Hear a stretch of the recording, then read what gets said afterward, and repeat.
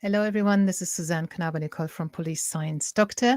I'm here with your weekly dosage of police science snippets. So I go through research articles and new publications from scientific journals in the fields of police science, criminology, investigative psychology, forensic psychology, and anything that's connected to that in terms of law enforcement, intelligence, military, and the likes.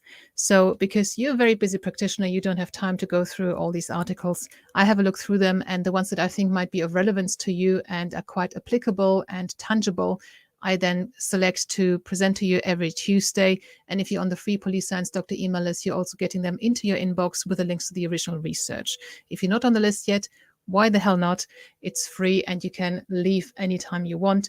Just Google police science, go to the Police Science Doctor website and input your details into the form that pops up, or that's at the bottom of every page. So the snippets for today, for this week, number 84 weeks I've been doing this. The first one is about a specific app that has been developed for domestic abuse victims. So it's called MyPlan app. The MyPlan app is a tailored safety planning app, and that can actually reduce reproductive coercion and suicide risk in college women who experience partner violence. So this was some research done particularly about the effects of using that app. It also increases the percentage of helpful safety behaviors that have been tried by the victims, and that reduced overall abuse scores in the research. So the link to the research is there if you've got this in your inbox. Also, if you're on the email list, at the Police Science Doctor email list, you can download all the previous 83 police science snippets as PDFs. So you have a library of 84 times 3 snippets now that you can look back on and research and see which ones are relevant to your area of work. The second snippet for this week is video footage and camera perspective bias. Now, rather than being reliably objective, video footage of an ambiguous police encounter can actually have differing effects depending on which angle you're seeing.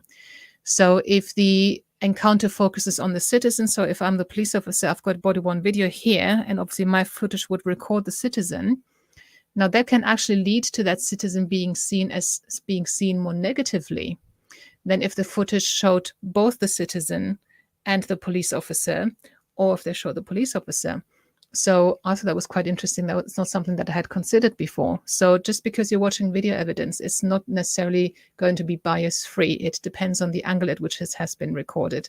Doesn't mean it shouldn't be used as evidence. It just means that you should be aware that it may have differing effects on the viewer. And the third snippet for today is about school suspensions and delinquency.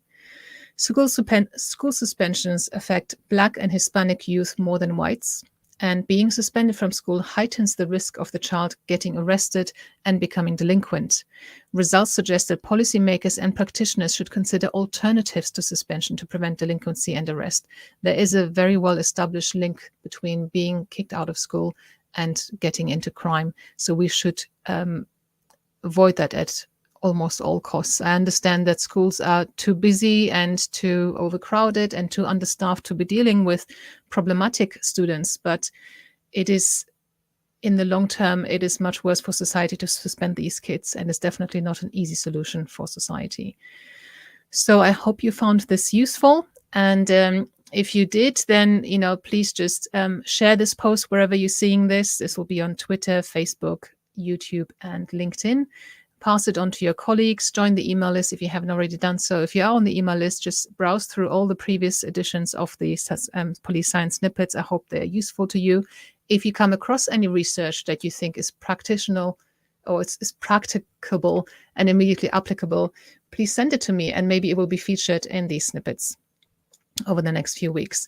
So thank you very much for your time, and I'll be seeing you next week. Bye-bye. Thank you for watching. I hope you found this content useful. You can get access to each episode's transcript with key learning points, timestamps, and references if you get yourself onto my mailing list. Just go to the main website on policesciencedoctor.com, and on the bottom of each page you will find a sign-up form for notifications of new content. Just enter your first name, your preferred email address, and the type of organization you work for. You will not get any spam. This is just for me to let you know about new content and for you to get access to all the transcripts.